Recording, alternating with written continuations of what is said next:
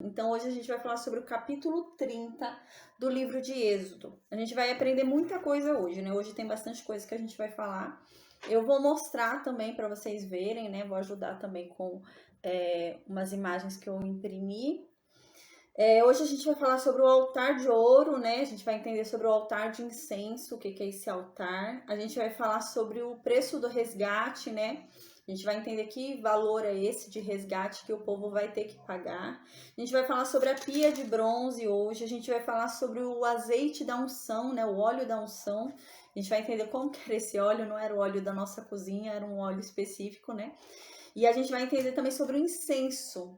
Deus dá uma fórmula, né? Para esse óleo ser feito, dá uma fórmula para o incenso ser feito, né? Então Deus dá a fórmula. E hoje a gente vai falar também sobre lamparina, né? Eu vou falar um pouquinho sobre lamparina. Vou mostrar para vocês como que era uma lamparina naquela época para a gente entender um pouquinho, né? Então hoje a gente vai falar sobre muita coisa, sobre bastante coisa no capítulo 30. A gente já está indo ao final ali do livro de Êxodo, né? Daqui a pouco a gente entra no livro de Levítico. Tá? Então a gente vai hoje falar sobre bastante coisa. Então hoje a gente vai falar sobre o capítulo 30 do livro de Êxodo. É um capítulo um pouco mais rápido, né? Porque é um pouco mais simples, eu vou explicar de uma forma mais simples. E eu vou mostrar algumas coisas que eu imprimi, né? Eu imprimi como que era uma lamparina, na época eu vou explicar isso. A gente vai entender sobre isso. Eu vou explicar sobre o altar de ouro. Hoje a gente vai estudar sobre o altar de ouro. Então a gente vai ver um pouquinho ainda daquelas imagens, né? Eu imprimi novas imagens. A paz, Cida, boa noite. Então, a gente vai falar um pouquinho sobre aquelas imagens que eu já havia impresso, né? Eu imprimi novas imagens hoje pra gente entender sobre a aula, tá? Então, hoje a gente vai falar sobre o capítulo 30. É muita coisa hoje no capítulo 30, a gente vai falar sobre bastante coisa.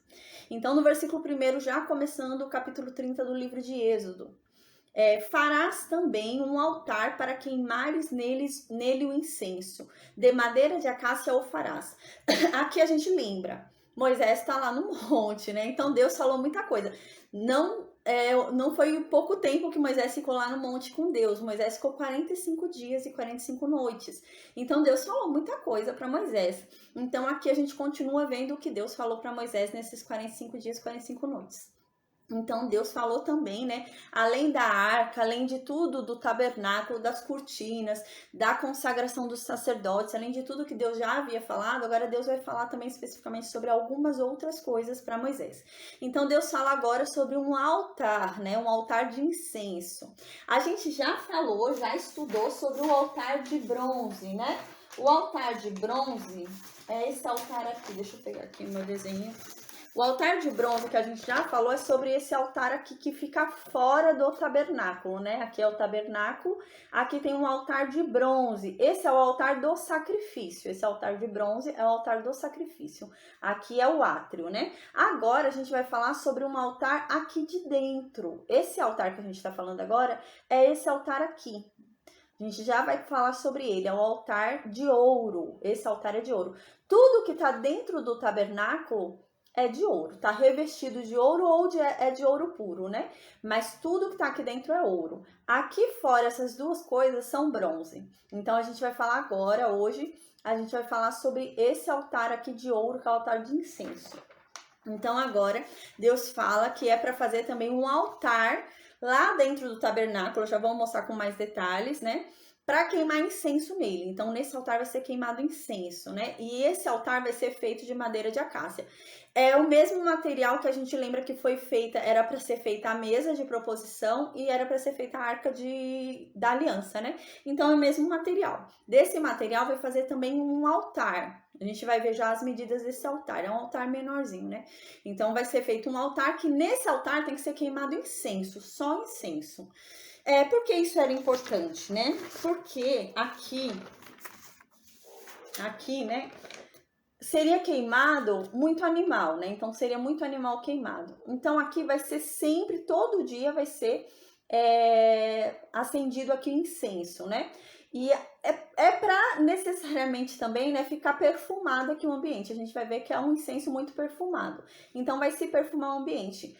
Era muito animal morto, muito animal aberto, né? Muito animal ali que se trabalhava nas ofertas. Então, imagina o cheiro que ficaria, né? O chão ali com sangue, né? Algum manuseio que se faria, acabaria caindo um pouco alguma coisa ali, ficaria um cheiro desagradável. Então, aqui tinha bastante o incenso para aqui dentro do tabernáculo ficar um cheiro agradável. E considerando ainda que tinha 4 cortinas, né? Então, imagina ficar um cheiro forte aqui impregnado. Então, tinha esse incenso. A gente vai ver que esse incenso também nos revela, né? Ele é muito falado na Bíblia como a oração, e a gente vai entender isso por quê daqui a pouquinho, né? Eu vou explicar mais pra frente. É muito interessante esse altar do incenso, né? Ele fala muita coisa pra gente. A gente lembra que tudo que foi feito aqui era relacionado a Cristo, né? Apontava a Cristo. Aqui Deus estava sendo bem didático, né? Porque Deus estava aqui nessa última casinha, né? No Santo dos Santos, né? No lugar santíssimo. E o caminho para chegar até ele era esse, né? O caminho obrigatoriamente levava ao sacrifício, você tinha que fazer o sacrifício, você tinha que se purificar na água, porque só podia entrar no tabernáculo estando limpo pela água. Você entraria no tabernáculo, né? O candelabro, teria o candelabro aqui, teria a mesa de proposição, no qual no caso os sacerdotes comeriam o pão aqui da proposição, né? E você falava com Deus como? Aqui pelo incenso. A gente vai ver que Moisés falava aqui com Deus. Moisés não entrava no Santo dos Santos, mas Moisés falava aqui com Deus nesse incenso aqui, né? E a gente vai ver mais pra frente no livro de Hebreus, né? No capítulo 9, que a gente já estudou, eu não vou reler hoje, mas a gente já leu sobre esse livro, né? Fala que o altar do incenso estava no Santo dos Santos, né? Então, não é um erro bíblico, né? Senão a pessoa pensa, mas tá no Santo dos Santos ou tá no lugar santo, né? Onde que afinal tá o altar do incenso? Tá no lugar santo, não tá no Santo dos Santos, não estava no Santo dos Santos. É que aqui é o único lugar que pertencia aos dois ambientes. Por quê? Porque quando você queimava incenso aqui, o cheiro, a fumaça do incenso perfumava o Santo dos Santos. Então, se chegava, né? Você fazia algo aqui, mas o que você estava fazendo aqui, a fumaça penetrava no Santo dos Santos. Então, por causa desse motivo, né? Por isso que também se compara a orações, né? Então, a gente vai ver isso ainda hoje. Agora, a gente vai falar sobre as medidas desse altar de ouro. No versículo 2 diz, terá um côvado de comprimento. A gente lembra que um côvado, né, é mais ou menos 45 centímetros, que eu havia já explicado, que é a medida do dedo médio até o cotovelo, né, uns 45 centímetros. Então, seria assim, de comprimento, né, seria um quadrado, né, seria um quadrado em cima. Olhando assim por cima, é um quadrado, né, 45 por 45. E de altura, ele é um pouquinho maior, né. Aí diz aqui, de altura são 2 côvados, então de altura seria ali 90 centímetros de altura, né? Então, seria 45 por 45, olhando assim para baixo, você veria um quadrado, e o tamanho dele ele é maior, né? 90 centímetros é o dobro do tamanho dele, então seria assim, seria um pouquinho maior, o dobro desse quadrado seria o tamanho dele, né? A altura dele, e aqui seria um quadrado, a gente veria como um quadrado, então a medida dele, né? Essa, e no versículo 3 diz, de ouro puro você deve revesti-lo, né? Então, assim como a arca, assim como a mesa da proposição, a gente lembra, são feitos de madeira de acácia, mas eles são revestidos com ouro. Não é qualquer ouro, é ouro puro, né? Quando a gente estudou o livro de Jó, a gente falou sobre isso, né? Como é que você faz para ter um ouro puro, né? Então, é dessa forma, né? Você vai tirar toda a impureza do ouro, vai ter um ouro puro ali, né? Você passa o ouro pelo processo, né? E você consegue retirar todo o ouro puro, toda a impureza sai. E é com esse ouro puro que eles deviam cobrir todos esses equipamentos de dentro do tabernáculo. Aí diz assim no versículo 3, de ouro puro cobrirás a parte superior, as paredes ao redor e os chifres, e lhe farás uma bordadura de ouro. Então vai ter chifres, igual o altar que a gente viu lá de fora, né? O altar de bronze tinha 4 chifres, né? Em cada ponta tem um chifre. Esse altar de ouro também tem um chifre em cada ponta. São 4 chifres também.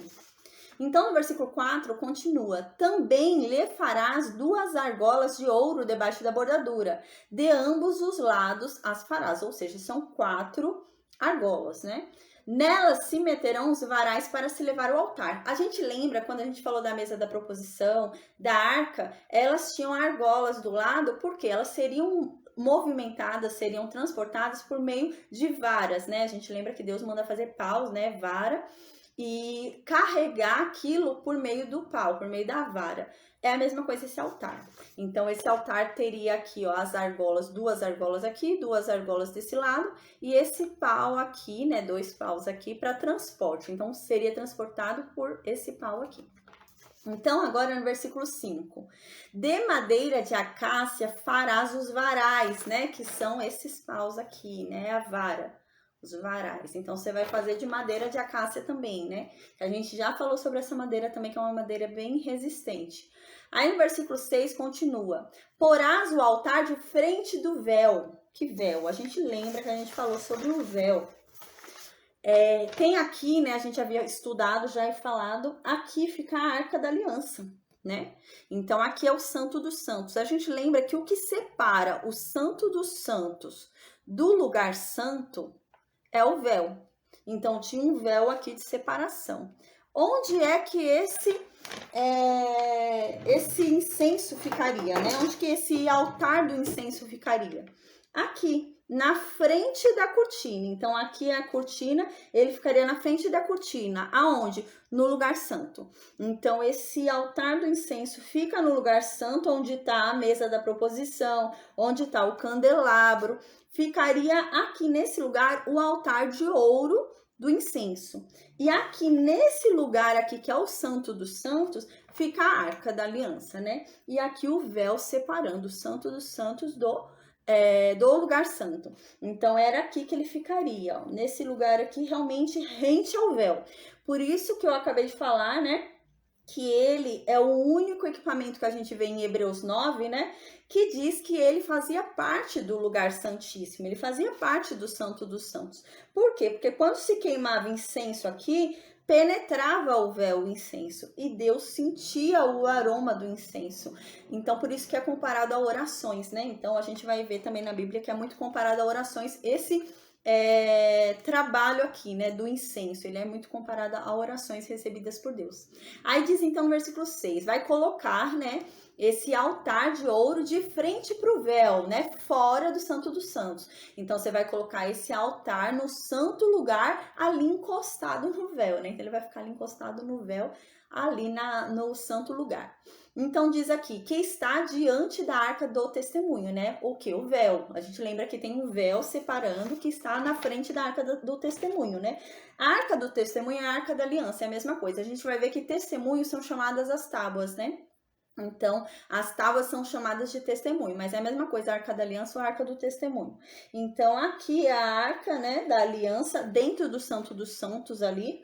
Aqui tem o véu, protegendo aqui essa área santíssima, é uma área santíssima. A gente vai ver que nessa área só entrava, nesse capítulo mesmo a gente vai ver, só entrava uma vez por ano e é o sumo sacerdote, mais ninguém. Então, essa área ficava separada, mas esse incenso ficava aqui grudadinho aqui nesse véu, né, rente aqui o véu, de frente para o véu. E aqui é onde Moisés falava com Deus. Moisés parava aqui na frente desse incenso e falava com Deus ali, a gente vai ver. Aí diz aqui, versículo 6, colocará, né, esse altar de ouro, a paz, Alex, boa noite. A paz, Everton, boa noite. Então, você vai colocar esse altar de ouro de frente para esse véu do Santo dos Santos, né? E aqui diz, diante do propiciatório, a gente lembra que é propiciatório, a gente já estudou, né? A Arca do Testemunho é a caixa que tem embaixo, que dentro, né, tem a vara, a gente vai ver mais pra frente, ainda não chegou nesse ponto, né, mas vai ter a vara de Arão lá dentro. A gente lembra que tem as tábuas que ainda não desceram, porque ainda aqui Deus está falando para Moisés, né? Então, e tem também o maná. A gente lembra que tinha um maná lá reservado. Isso é a Arca do Testemunho. O propiciatório é outra coisa. O propiciatório a gente já estudou, é a tampa da arca, né? Que tem aqueles 2 querubins, que a gente já falou também. Então, você vai ver, né? Vai pôr de frente para esse véu que esconde essas coisas, né? A Arca do Testemunho e o propiciatório, que está sobre o testemunho, né? Sobre a Arca do Testemunho. Onde lá eu me avistarei contigo, ou seja, nesse lugar aqui, Moisés, aqui a gente lembra que Deus está falando com Moisés, né? Deus está lá em cima, nos 45 dias, 45 noites que fala com Moisés. Então Deus está lá em cima com Moisés.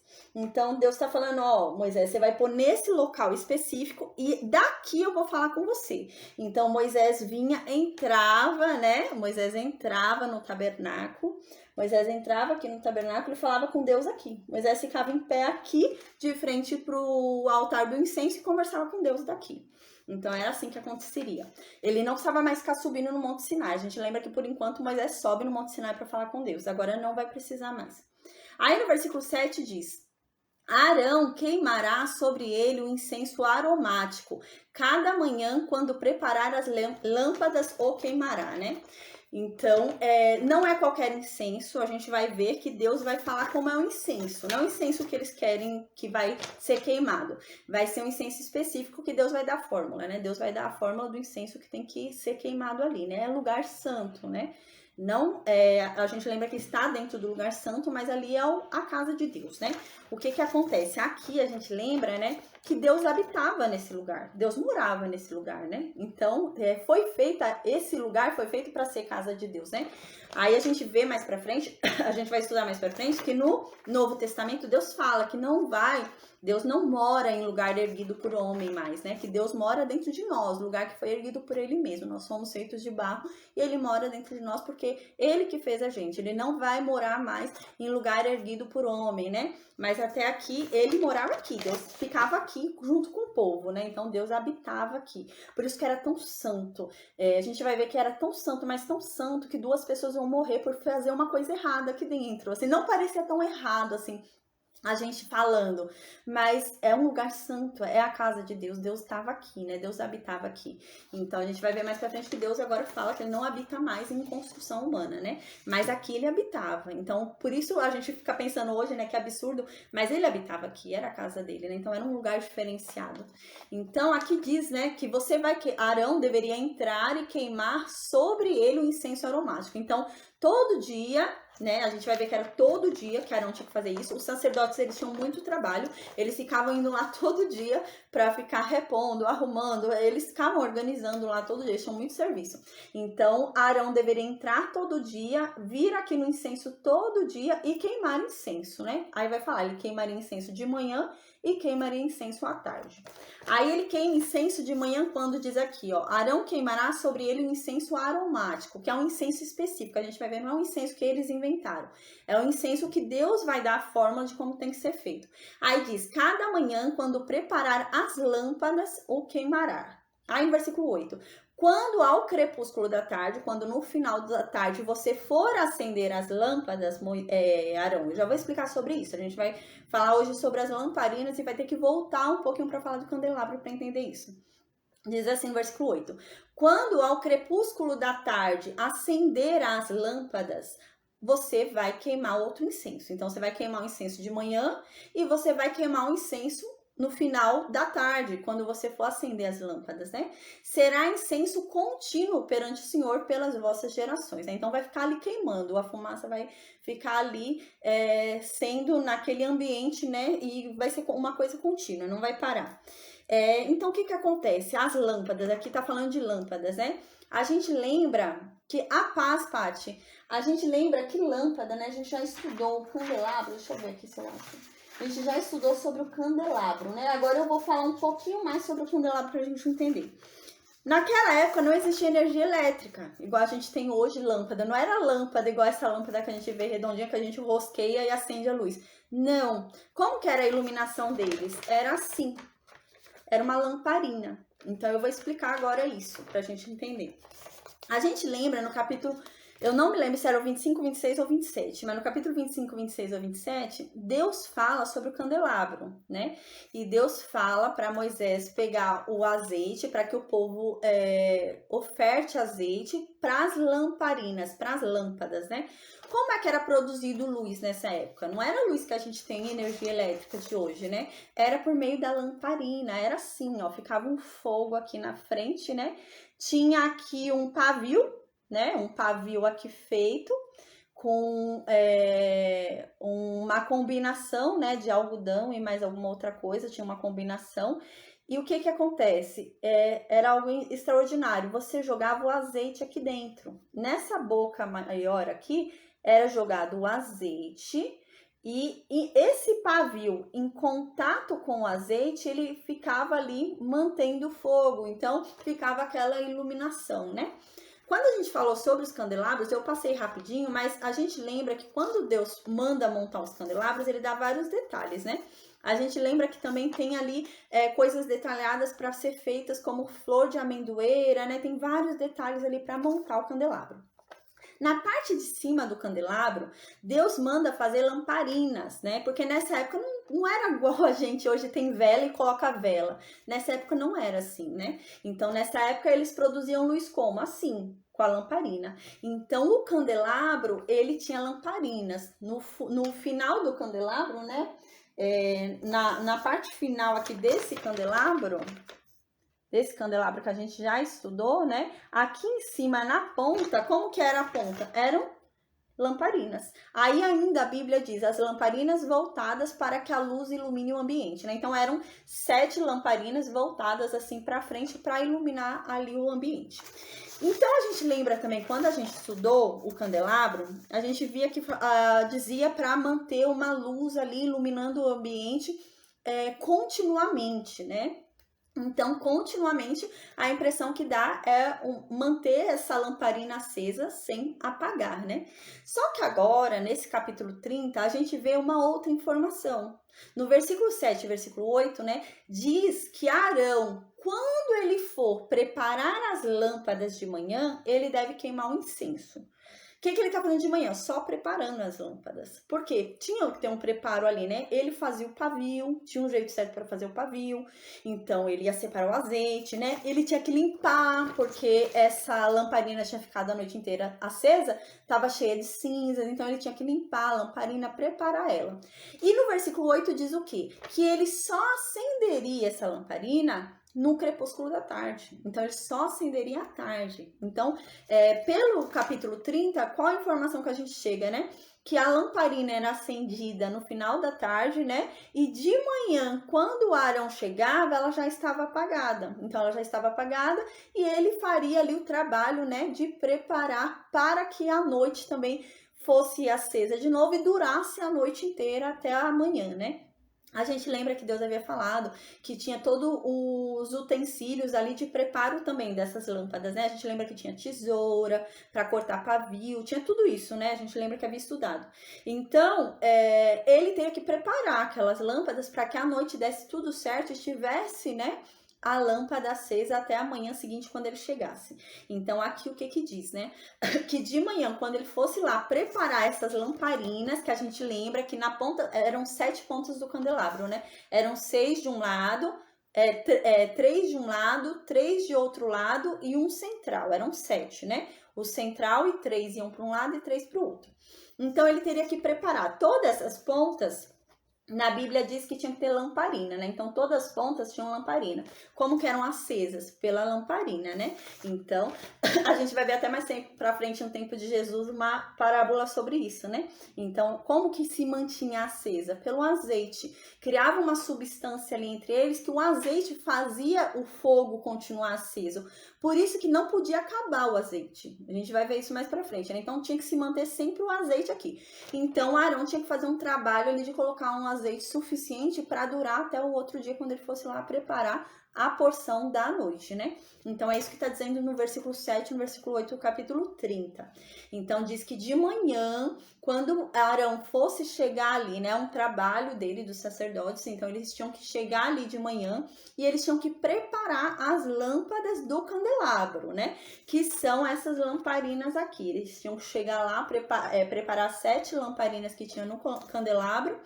Eles só iam preparar, arrumar ali, cortar o pavio, limpar a lamparina que estava cheia ali de cinzas, né? Então, eles tinham que fazer todo um preparo ali nas lâmpadas. E todo dia de manhã, quando ele fosse fazer esse preparo, ele já ia ali queimar um incenso, né? Que Deus já vai explicar como que é o incenso que ele tinha que queimar. Aí, à noite, né? Quando tivesse ali caindo a tarde, estivesse chegando a noite, ele devia ir lá e acender. Aí ele devia chegar lá, já estava tudo preparado da manhã que ele havia preparado as lamparinas, né? Que são esses aqui.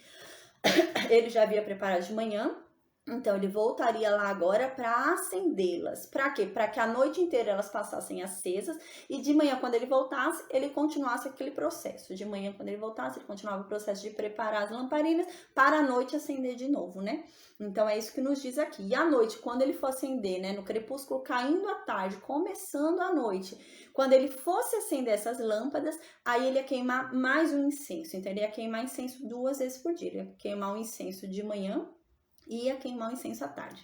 A gente lembra também que Deus havia falado, né, sobre os sacrifícios, né, diários. Então, Deus havia falado, não sacrifícios, eram ofertas, né? Não era sacrifício porque não havia o propósito de sacrifício, mas eram ofertas, né? Então, a gente lembra que estudamos sobre isso, que haviam ofertas diárias, né? Que deveria ser uma dada de manhã e uma dada à tarde, né? Então, esse incenso segue isso. Seria feito um de manhã e um à tarde, né? Assim como as ofertas ali no altar de bronze, que deveriam ser feitas todo dia, né? Uma oferta de manhã e uma oferta à tarde. Então, aqui também é a mesma coisa. Aí agora, né, no versículo, onde a gente vê também, eu anotei aqui, deixa eu falar também, onde a gente vê também uma confirmação disso, né, que as lâmpadas, elas eram acesas à tarde, permaneciam à noite acesa, amanhã acesa e depois apagavam e Arão ia lá, limpava e acendia de novo à tarde. A gente encontra isso também no livro de Levítico, né? A gente vai ver mais pra frente, é o próximo livro que a gente vai estudar. Então, no capítulo 24, a gente vai falar sobre isso. No livro de Levítico, na verdade, a gente vai rever muita coisa que a gente está falando, né? Mas a gente vai ver com mais detalhes sobre isso no livro de Levítico, no capítulo 24. Aí, no versículo 9, voltando, diz assim: não ofereçam sobre ele, né? Sobre esse altar de ouro de incenso, não ofereça nenhum holocausto, né? Então, ou seja, não venham aqui queimar boi aqui em cima, não venham queimar pombo, não venham queimar nada aqui em cima, não é para vocês queimarem nada aqui, é só incenso. E diz também, nem oferta de manjares, a gente estudou na aula passada que era oferta de manjares, né? Que são ofertas de vegetais, de grãos, de cereais, né? Então também não vem oferecer aqui pão, né? Não vai queimar pão aqui também, não é para queimar nada disso aqui. Aí diz aqui, nem tampouco derrame libações sobre ele. A gente também estudou o que é a oferta de libações. A gente vai ver sobre várias ofertas no livro de Levítico.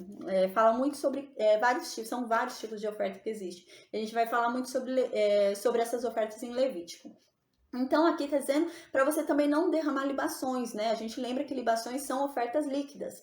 Então, não é para oferecer aqui também vinho, não é para derramar aqui azeite, não é para derramar nada aqui a não ser o incenso que eu vou mandar vocês fazerem, né? Porque não é qualquer incenso. Então, é um incenso específico que Deus vai mandar construir de acordo com o que ele vai mandar ter. Tem uma fórmula, Deus vai mandar ter uma coisa específica naquele incenso, né?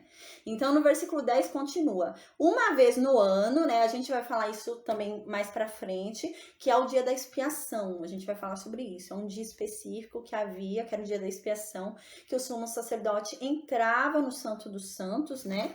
Aqui nesse ambiente, depois do véu, né?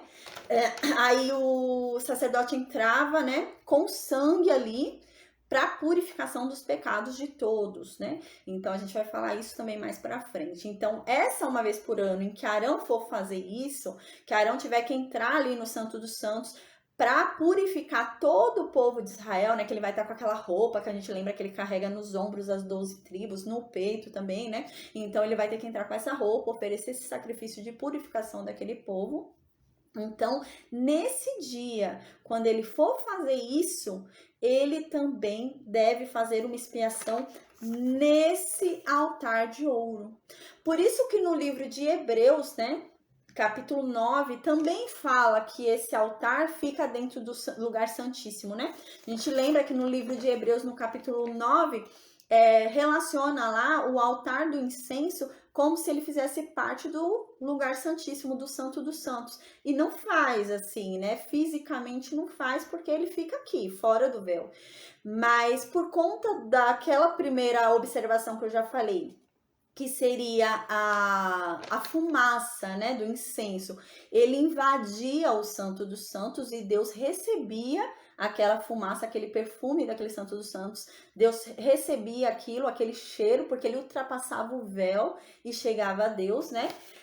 Também agora, uma vez por ano, Arão tinha que fazer o quê? A expiação. Quando Arão fosse fazer a expiação pelos pecados de todo mundo e purificar todo o povo de Israel, Arão teria que pegar o sangue daquele animal, né, que foi morto para a purificação do povo e passar o sangue aqui também nesse altar. Então esse altar também serviria de expiação uma vez por ano, que é essa época do dia da expiação, que a gente vai ver mais para frente com mais detalhes. Então, no versículo 10 diz isso, diz uma vez no ano, Arão vai fazer expiação, né? Sobre os chifres do altar. Então, Arão ele não vai jogar aqui no meio, ele não vai pegar o sangue e derramar aqui no meio, que Deus mandou não fazer, né? Então, ele vai pegar o sangue do sacrifício da purificação do povo, né? Pelos pecados do povo, e ele vai passar esse sangue que foi derramado pelo pecado do povo nos 4 chifres. Aí Arão tem que passar uma vez por ano esse sangue nesses 4 chifres. Aí diz assim, uma vez no ano fará expiação sobre ele, pelas vossas gerações, santíssimo é o Senhor. Então agora a gente vai falar sobre o versículo 11, que fala sobre o dinheiro do resgate. É algo muito interessante sobre esse dinheiro do resgate. A gente vai ver mais para frente também esse dinheiro de resgate com Jesus Cristo. A gente vai ver que foi cobrado de Jesus Cristo também, né? Aquele momento em que Jesus Cristo fala, né? Para ir acaba pegando de um peixe, né? Então é isso, é sobre esse dinheiro aqui que vai ser falado, né? Na verdade, Jesus Cristo dá um ensinamento ali de que ele não tinha que pagar, porque ele já era filho de Deus, né? Então, ele tá pagando para quem se ele já é filho de Deus? Mas para evitar confusão, Jesus Cristo paga, mas ele não tinha que pagar. Ele explica isso, né? Mas eu não vou me ater isso agora, mais para frente a gente fala sobre isso. Então, agora a gente vai falar sobre a oferta do resgate. A gente vai entender sobre isso. Diz assim no versículo 11: Disse mais o Senhor a Moisés, né, lá nos 45 dias e 45 noites, lá no Monte Sinai. Então agora Deus vai falar mais coisas. No versículo 12, Deus continua. Olha, quando você fizer o recenseamento, então o que Deus está mandando fazer aqui? Deus está mandando contar o povo. Então Deus vai começar a mandar contar o povo ali de Israel. A gente vai ver essa contagem no livro de Números. No livro de Números, no capítulo 1, fala como foi essa contagem. Na verdade, nessa contagem, a gente vai ver no livro de Números, no capítulo 1, que as mulheres não foram consideradas, né? Então, elas não pagaram o dinheiro do resgate, elas não foram consideradas nessa contagem. Crianças não foram consideradas nessa contagem. Os idosos não foram considerados nessa contagem. E os levitas, né? Os descendentes da tribo de Levi também não foram considerados nessa contagem.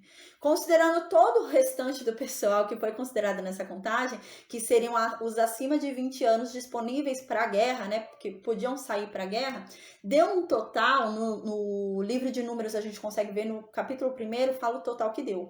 O total que deu foi o quê? 603 mil pessoas, 603 e 550 mil pessoas. Deu esse total, né? Sem considerar criança, sem considerar mulher, sem considerar idoso e sem considerar levitas, né? Então, deu esse número. Então, agora a gente vai explicar direitinho o que é isso, que contagem foi essa, né? No versículo 12 diz assim, Moisés, você vai fazer uma contagem. Eu quero que você faça uma contagem aí para ver quantos dos filhos de Israel tem. Mas Deus vai delimitar essa contagem, não é para sair contando todo mundo, é para sair contando os acima de 20 prontos para a guerra. Quem tá bom para guerrear vai ser contado, né?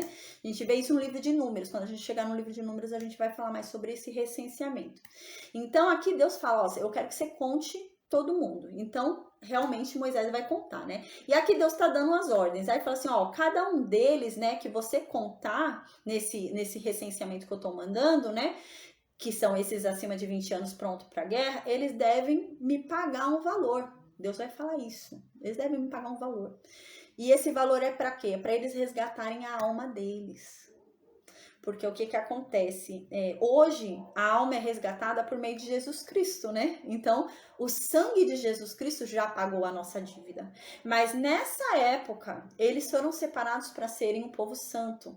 Eles foram separados para serem uma nação santa. Então, como que eles iam ser uma nação santa? Uma nação com Deus, com comunhão com Deus, e ensinar ao mundo se eles ainda estão em dívida.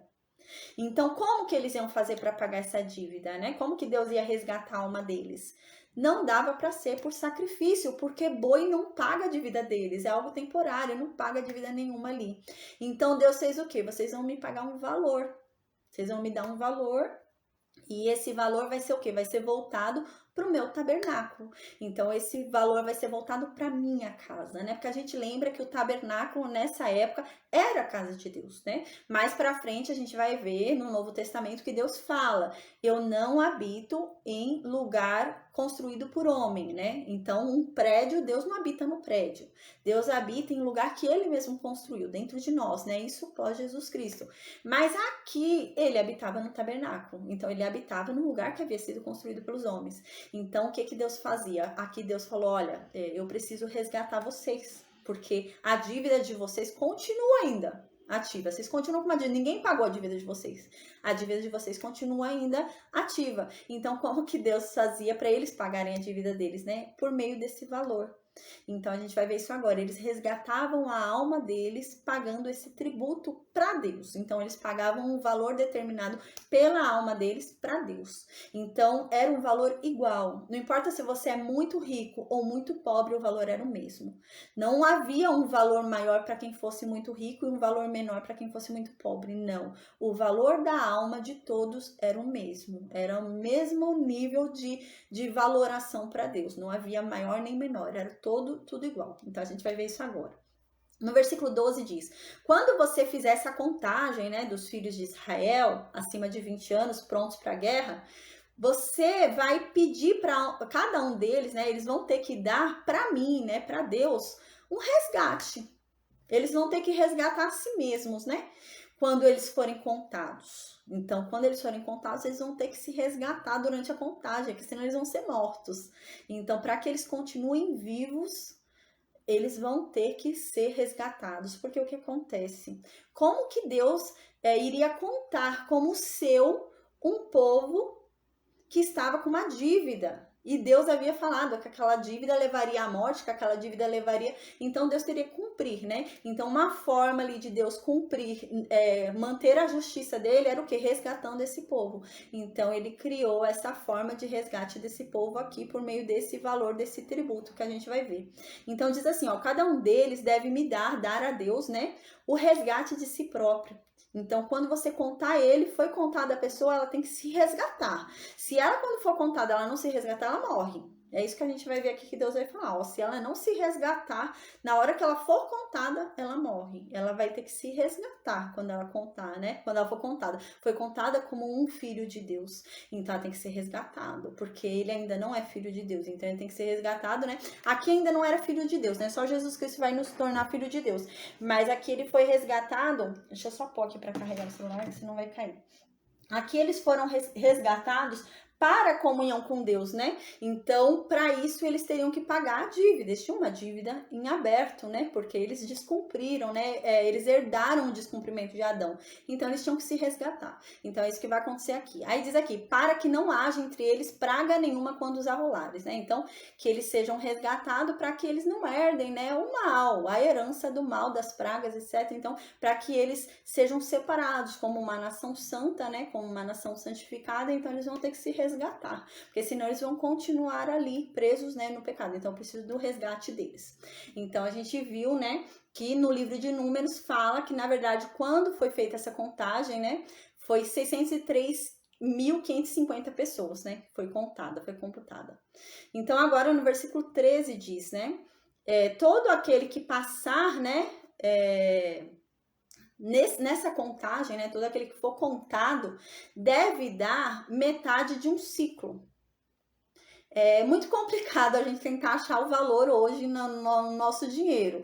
Então, é mais fácil a gente tentar compreender aqui de acordo com o que nos é dado, né? Mas há muita confusão tentando achar os valores, trazendo para a nossa realidade.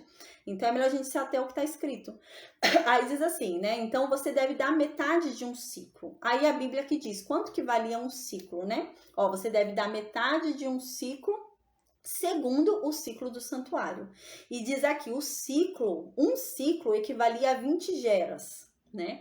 Então, não sei, não tem como a gente estipular, né? Tem muita confusão, assim, você vê um valor de um lado, outro valor de outro, tem muitos valores alterados, né? Mas, assim, a gente vê que, assim, o ciclo do santuário, né? Para o santuário era considerado, né?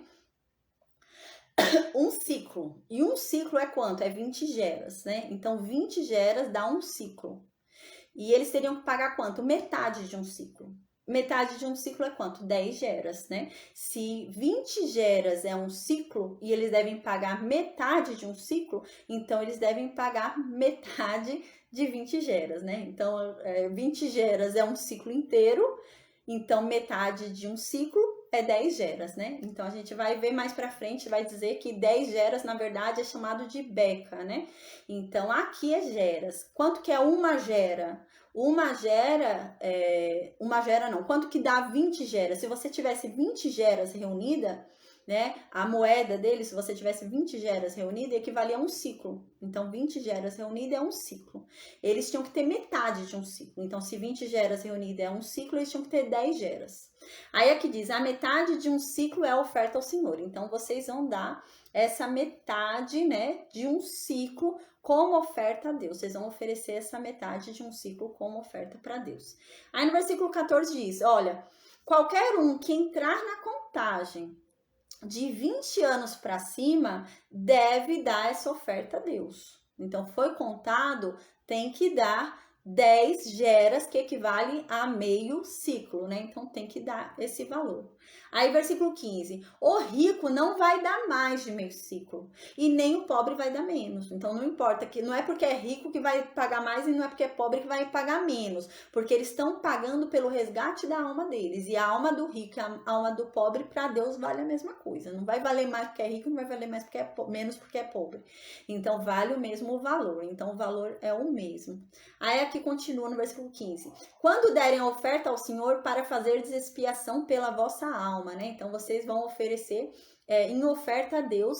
E essa oferta para Deus vai fazer expiação pela alma de vocês, né? Então, vai limpar a alma de vocês, né? Da condenação. Então, dessa forma, vocês vão conseguir serem resgatados, né? Da morte da alma, da morte espiritual ali, vocês vão conseguir ser resgatados ali para me serem recolhidos como uma nação santa, né? Para me serem recolhidos como um povo que vai me servir, né? Porque como que vocês vão me servir se vocês ainda têm dívida com o pecado? Então, eu preciso que vocês paguem a dívida que vocês têm com o pecado para que vocês possam me servir, né? Não tem como vocês servirem a mim e servirem ao pecado. Então, vocês precisam pagar a dívida que vocês têm com o pecado. Então, eles iam pagar a dívida nessa época com o pecado como, né? Hoje é por Cristo, mas nessa época eles pagavam como? Com esse tributo. Então, eles pagavam com esse tributo para Deus. E esse tributo era voltado à casa de Deus, né? Para ali movimentar a casa de Deus. A gente vai ver mais para frente que Jesus Cristo depois fala, né? Que você tinha que pagar esse tributo antes, por quê? Porque você não era filho de Deus. Você era afastado de Deus, porque você tinha um pecado entre você e Deus. E esse pecado era a tua dívida. Então, você tinha uma dívida com o pecado ali. Então, a partir do momento que você tem essa dívida paga, então você não precisa pagar esse tributo, porque você já é filho de Deus. Então, você não precisa pagar a expiação de algo que já não está mais perdido. Você pagava pela expiação da sua alma, você pagava porque sua alma estava perdida. Mas a partir do momento que sua alma foi resgatada já por Cristo, você não precisa pagar mais nada. Por isso que Cristo mais pra frente vai explicar e vai falar que ele na verdade não tinha que pagar nada, mas para evitar confusão ele vai falar, tá bom, vou pagar, e a gente lembra que vai surgir então a moeda lá do peixe, né? Mas ele não precisava pagar, isso que Cristo vai ensinar pra gente. Mas nessa época precisava, né? Nessa época tinha que fazer um resgate, então nessa época precisava resgatar a alma deles para que eles pudessem servir a Deus. Aí no versículo 16 agora continua. Tomarás o dinheiro das expiações, né? Então, todo esse dinheiro vai ser para quê? Então, agora Deus vai falar, vai ser para minha casa. Porque Deus morava lá. Então, Deus morava lá, então eles vão reverter tudo aquilo para a obra de Deus, né? Para aquela casa que era a casa de Deus, né? Hoje nós sabemos que não tem mais templo físico onde Deus mora, né? Como eu falei, não há mais templo construído pela mão humana onde Deus mora, né? Mas nós somos o templo porque Deus falou, não vou mais habitar em lugar construído por homem. Não vou porque o homem se perverte. Eu vou habitar em lugar que foi construído por mim mesmo. Então, ele habita em nós porque nós somos construídos por ele do pó, né? Então, hoje nós somos a construção, a casa de Deus, né? Então, por isso que hoje não temos mais que dar esse tributo aqui de expiação. Porque Jesus Cristo já se entregou na cruz, né? pela expiação da nossa alma, né? Pelo resgate da nossa alma. Então, hoje, nossa alma já foi resgatada. Então, no versículo 16 fala qual o propósito desse resgate. O que vocês vão fazer com esse dinheiro, né? Deus está pedindo dinheiro, mas para que quer dinheiro? Aí vai falar no versículo 16. Vocês vão pegar esse dinheiro todo que vai ser reunido, né? Que o povo de Israel vai dar pelo resgate da alma deles, e vocês vão dar esse valor de serviço na tenda da congregação. Então, e vai ser por memória aos filhos de Israel diante de Deus, para fazer expiação pela vossa alma, né? Então, vocês vão ter que ficar sempre pagando, né? E esse valor que vocês vão pagar vai ser revertido à casa de Deus, né? Para que seja feita a obra de Deus, e isso vai ser o valor do resgate da alma de vocês, porque a alma de vocês ainda não foi resgatada. Então, para que vocês possam, né, servir a Deus, né, e terem os benefícios, né, da aliança de Deus, os benefícios de terem o contato que Deus promete aqui, vocês precisam resgatar sua alma. Como que Deus vai cumprir a parte dele se a alma da pessoa não foi resgatada? Então, precisa haver um resgate para que Deus possa cumprir a parte dele da aliança também. Agora, a gente vai falar sobre a bacia de bronze, né? A bacia de bronze, a gente vai falar. Diz assim no versículo 17. Disse mais o Senhor a Moisés, né? Então, aqui a gente lembra, tudo que tá aqui dentro do tabernáculo é ouro, né? Ou é ouro puro, ou é banhado a ouro, né? E aqui é bronze. Então, agora a gente vai falar sobre essa piazinha aqui. Então, essa pia aqui é a pia de água. É sobre isso que a gente vai falar agora. Aí no versículo 17 diz assim, disse mais Deus a Moisés, né? Deus disse muita coisa para Moisés nesses 45 dias e 45 noites. Aí agora diz, né? Versículo 18, você vai fazer também uma bacia de bronze. Então tudo que tá fora do tabernáculo é bronze. Esses dois aqui são bronze, né? O altar aqui do sacrifício e agora é a pia de bronze, né? A gente vai entender qual é a funcionalidade, a função dessa pia aqui, né? Se refere à purificação, eles precisam se purificar. Aí diz no versículo 18, farás também uma bacia de bronze com seu suporte de bronze para lavar. Você vai colocar essa bacia entre a tenda da congregação e o altar e vai colocar água nela. Então, o que você vai fazer? Você vai colocar entre a tenda da congregação, que é essa tenda aqui, ó, e o altar. Então, aqui é a tenda da congregação, aqui é o altar, entre eles você vai pôr a pia. Então, aqui é a pia de água. Aí no versículo 19, nela Arão e seus filhos lavarão as mãos e os pés. Quando entrarem na tenda da congregação, lavar-se-ão com água para que eles não morram. Então, a gente lembra que o que acontece? Eles são sacerdotes, então eles cortavam os animais, eles faziam sacrifícios, eles mexiam ali, imagina, a mão deles devia ficar com sangue, né? Devia espirrar sangue, alguma coisa assim. Então, eles precisavam se limpar. Imagina entrar na casa de Deus com a mão ensanguentada, sujo, né? Então, Deus fala o quê? Antes de entrar na casa de Deus ali, né? Aqui no tabernáculo, né? Antes de entrar nessa parte, eles deveriam passar aqui e limpar. Limpar a mão, limpar os pés, né? Se limpar e entrar aqui. Aí, então, agora diz, né? Para que eles não morram. Se eles não fizerem isso, eles vão morrer. Se eles não se limparem para entrar na casa de Deus. Ou quando se chegarem ao altar para ministrar, para acender a oferta queimada ao Senhor. Então, mesmo quando eles forem, né? Eles fazem todo o preparo, tudo, né? Então, quando eles forem chegar no altar para servir a Deus, né? O que é ministrar? É servir, né? Então, quando eles forem fazer algum serviço para Deus, mesmo que no altar ali, eles devem se lavar antes, né? Então, eles devem preparar tudo certinho, né? Tudo que tem que preparar, mas eles vão, se lavam, e quando eles forem fazer qualquer serviço para Deus, né, eles têm que se lavar. Vai matar um animal aqui, primeiro lava as mãos, lava os pés, se lava e faz o serviço para Deus, porque eles estão ali servindo a Deus. Ministrar significa fazer um serviço para Deus, né? Então eles estão fazendo um serviço para Deus. Antes de fazer qualquer serviço para Deus, eles precisam se purificar, né? Isso que significava lavar as mãos, né?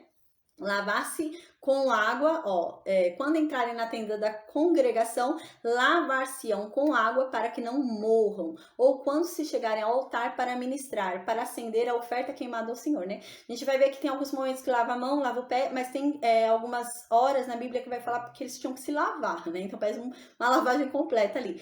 Com certeza eles não ficavam entrando na bacia, né? Devia ter alguma coisinha que eles pegavam e jogavam, né? um jarro, alguma coisa assim, né? Uma jarra, alguma coisa assim. Aí eles iam, pegavam água e jogavam, eles não iam entrar dentro da bacia. Aí no versículo 21 diz: lavarão, pois, as mãos e os pés para que não morram. Aqui diz especificamente que eles tinham que lavar a mão e os pés. Só que a gente vai ver mais pra frente que vai ter momentos que vai falar que eles têm que se lavar por completo, né? Mas aqui é a mão e o pé. Eles tinham que lavar, provavelmente pega um jarrinho, né? E jogava na mão e lavava para não ficar lá, imagina entrar lá na bacia e não. E isto lhe será por estatuto perpétuo a ele e a sua posteridade através de suas gerações. Então, agora no versículo 22, a gente vai falar sobre o óleo da unção. Foi o que eu falei, o óleo da unção não é o nosso óleo da cozinha, não é o óleo que a gente faz nossa comida, é diferente. Deus vai especificar como que esse óleo era para ser feito, né? Não é um óleo que a gente tem na cozinha, eu vou ungir alguém a pastor, né? E pega o óleo da cozinha. Não. Na Bíblia diz que é um óleo específico, né? E aqui Deus está falando sobre isso. Ele vai falar sobre a fórmula do óleo da unção. Quando você vai ungir alguém. Então, quando você vai ungir alguém, você tem que fazer um óleo específico. Não é um óleo azeite da cozinha, não. Você tem que fazer um óleo específico. E Deus dá a fórmula aqui como que tinha que ser feito esse óleo, né? Aí diz assim no versículo 22. Disse mais então Deus a Moisés, né? Então, nos 45 dias e 45 noites, Deus falou muita coisa. Então, agora Deus continua falando. Aí diz assim, ó, versículo 23. Você, Moisés, né? Toma das mais excelentes especiarias, né? Então você vai tomar agora algumas especiarias para fazer o óleo da unção. Então você vai pegar o quê? A gente vai ver que ele vai misturar isso tudo no azeite. Então não é só azeite, ele vai misturar algumas coisas ali no azeite para fazer o óleo da unção. Aí diz assim: tu, então, né, vai pegar para mim as mais excelentes especiarias. Quais? Mirra fluida, né? A mirra, a gente vai ver mais pra frente, era um perfume caro, né? E Deus fala que tem que pegar essa mirra, né? Era extraído de uma árvore, né? Então, você tem que pegar essa mirra fluida, 500 ciclos, né? Como eu falei, é difícil a gente estimar quanto que é de ciclo, né? Varia muito. Eu pesquisei e é muito. Vai de um extremo a outro extremo que não se conecta, sabe? São números que não são parecidos. Então, são 500 ciclos, né? Eu cheguei aqui a um lugar que dizia mais ou menos, né? Talvez mais ou menos, mas pra gente ter uma ideia assim, né? Que não era pouca coisa. Deus fala que, por onde eu pesquisei, dizia o quê? Que eram 6 quilos de mirra, né? 3 quilos do cinamomo, né? E 3 quilos de cálamo, né? De mais ou menos isso. Mas a gente não pode confiar também, porque não tem como a gente saber exatamente quanto que era o peso do ciclo, né? Mas pra gente ter uma ideia que era muita coisa, né? Não devia ser pouco. Porque eram 500 ciclos. Imagina, se um ciclo era 20 geras, né? Um ciclo era 20 geras e era a moeda do santuário. Então, não devia ser pouco, porque era a moeda do santuário, 20 geras, né? Então, não devia ser algo pouco, devia ser uma quantidade grande mesmo aqui.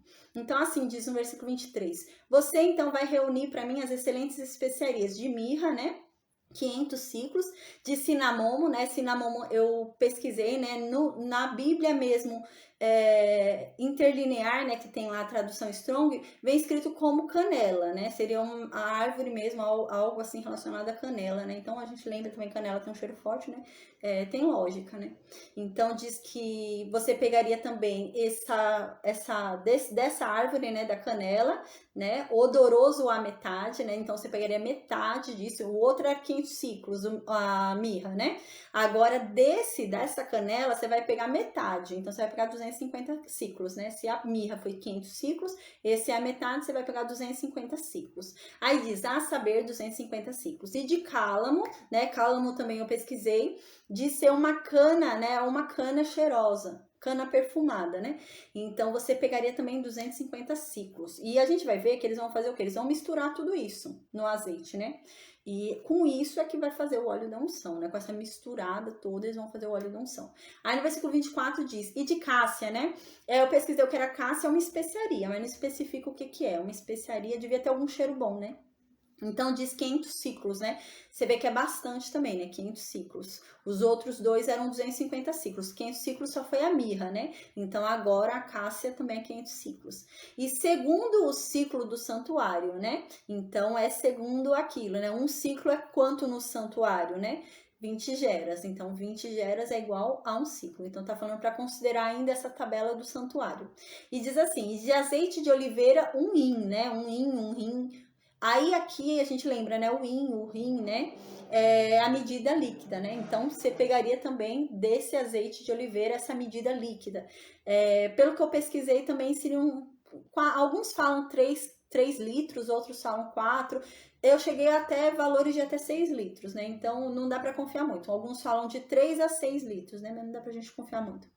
Aí no versículo 25 continua: é disso tudo, né, que foi falado, vai fazer o óleo da unção. Disso tudo é que você vai ungir Arão para mim, que você vai ungir os filhos de Arão para mim, que você vai ungir o tabernáculo inteiro. Que a gente lembra que a gente estudou na aula passada, né, Levítico capítulo 8, diz que Moisés também ungiu o tabernáculo, né? E Deus fala isso aqui, né? Que é para ungir o tabernáculo também com esse óleo. Então diz isso, ó, agora você vai pegar esse óleo todo, que eu falei, todas essas coisas que eu falei, e vai fazer o óleo para unção. O perfume composto segundo a arte do perfumista, né? E este será o óleo sagrado da unção, né? Então esse vai ser o perfume composto. Então todas essas composições vão gerar um perfume, né? E esse vai ser o óleo da unção dos meus sacerdotes. Aí diz no versículo 26: com ele, com esse óleo, né, essa mistura toda, você vai ungir a tenda da congregação, né, e a arca do testemunho. Aí no versículo 27, e a mesa, né, então ele vai e unge também aqui a mesa, ungiu aqui o altar de incenso, ungiu a arca, ungiu o candelabro, ungiu a pia, o altar de bronze, ungiu tudo, né. Aí aqui diz ainda, né, ungiu, né, o altar do incenso, o candelabro, o altar do holocausto, né, aqui, a bacia com seu suporte, ele ungiu tudo. Assim consagrarás estas coisas para que sejam santíssimas. Tudo que tocar nelas será santo. Então, eu tô ungindo essas coisas, então tudo que tocar nelas deve ser santo, né? Se não for santo, vai morrer. Então tem que ser santo para tocar nelas também, tem que se santificar.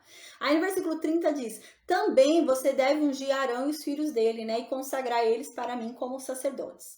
Aí no versículo 31, você vai dizer aos filhos de Israel, né? Este me será o óleo sagrado da unção nas vossas gerações. Ou seja, Arão vai morrer, uma hora Arão vai morrer, um dos filhos dele vai ser sumo sacerdote e os filhos dos filhos deles vão ser sacerdotes. Então vai continuar essa unção, vai ter que continuar fazendo ungir eles, né? E Deus está falando, ó, durante todas as gerações de vocês, vocês vão ungir dessa forma, com esse óleo que eu tô falando.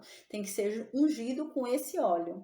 Aí no versículo 32, não se ungirá com ele o corpo do homem que não seja sacerdote.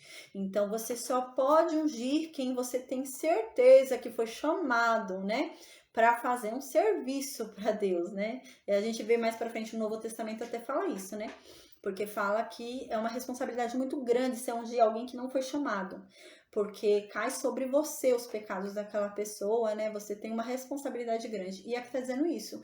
Você não pode colocar esse óleo de unção, né, em quem não foi chamado para ser sacerdote, né? Então você vai ungir somente o corpo que seja sacerdote. Então quem foi chamado para o serviço de Deus vai ser ungido com esse óleo, não foi não. Então só podia ser ungido com esse óleo, né? A descendência de Arão aqui, né? Porque a gente lembra que só a descendência de Arão era sacerdote, as outras descendências não eram sacerdotes. Só a descendência de Arão que podia ser sacerdote. Aí diz aqui, nem vão fazer outro semelhante, não é nem para tentar copiar, não é para tentar imitar esse óleo que eu tô falando, não. Né? Não é para tentar fazer igual. E ele é santo e vai ser santo para vocês, né? Aí no versículo 33, qualquer um de vocês, né, que fizer copiar esse óleo, que fizer um óleo igual a esse, né, e puser em alguma pessoa que não deva ser colocado esse óleo, vai ser eliminado do meu povo. Aí agora, no versículo 34, vai falar como que era o incenso, né? Então, o que acontece? A gente estudou hoje sobre o altar de ouro, né? Esse altar aqui, que fica ali na frente do véu. A gente lembra que tem o véu aqui, né? Deixa eu pegar aqui para mostrar. Aqui. Tem o véu, né? Então, aqui tem o véu, aqui tem a Arca da Aliança, o véu fechando aqui, protegendo a Arca da Aliança, o Santo dos Santos. E aqui tem o altar do incenso. Então, agora vai falar aqui qual incenso que é para queimar ali. Não é qualquer incenso, né? Não é qualquer coisa que você vai queimar. Deus vai dar a fórmula de como é o incenso. É a mesma coisa o pão. A gente vai ver mais para frente que na mesa da proposição ficavam 12 pães, né? Não é qualquer pão feito de qualquer forma. Tem a fórmula. Deus vai dar até a fórmula de como tem que ser feito o pão. Então, Deus dá a fórmula de tudo. E agora Deus vai falar como que é a fórmula do incenso que vai ser queimado no altar de ouro, né? Então, esse é o altar de ouro que fica lá dentro do santo lugar, né? Tem o santo lugar e o santo dos santos. Então, aqui é no santo lugar, ali de frente para o véu, né? Então, aqui no versículo 34 diz: disse mais Deus para Moisés ali, né, durante o Sinai. Toma substâncias odoríferas, né? Então, você vai pegar substâncias perfumadas, que eu vou dizer quais são.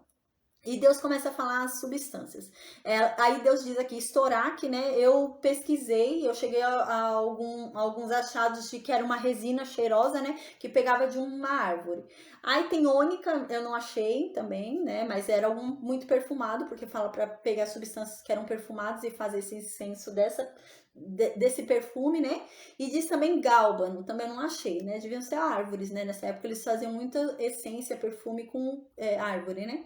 Então diz aqui, estes aromatas, né? Esses perfumes, né? Com incenso puro, cada um de igual peso. Então você vai pegar as mesmas medidas de cada um para fazer o incenso, né? E vai pegar incenso puro também. Tinha um material de incenso, então eles vão pegar o material do incenso, já que se fabricava incenso puro, e misturar esses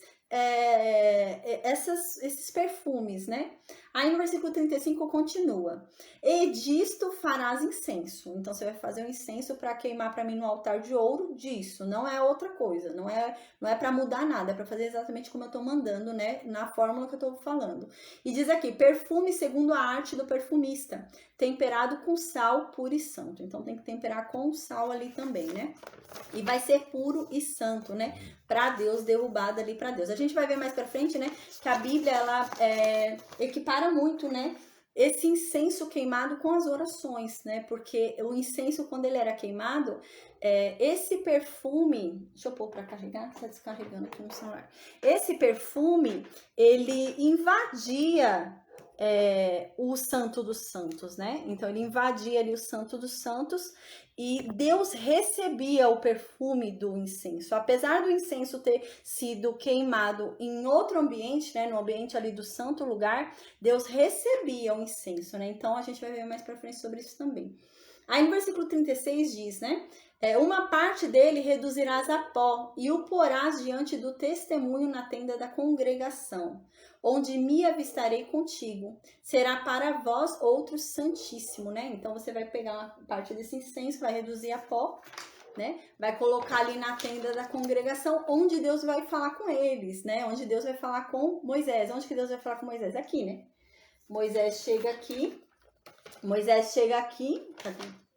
Aqui, Moisés chega aqui, né? Vai parar aqui, Moisés entra por aqui. Aqui o sacerdotezinho pequenininho. Moisés entra por aqui e para aqui na frente do incenso. E é aqui que Moisés fala com Deus, daqui. Daqui Moisés começa a falar com Deus. Aí Deus fala para também triturar uma parte, colocar aqui, né? Onde Deus vai falar com ele, onde Deus vai falar com Moisés. Fora isso, né? Arão vai queimar, a gente lembra, toda manhã e toda tarde. Tem que queimar toda manhã e toda tarde o incenso ali para Deus. Aí no versículo 37...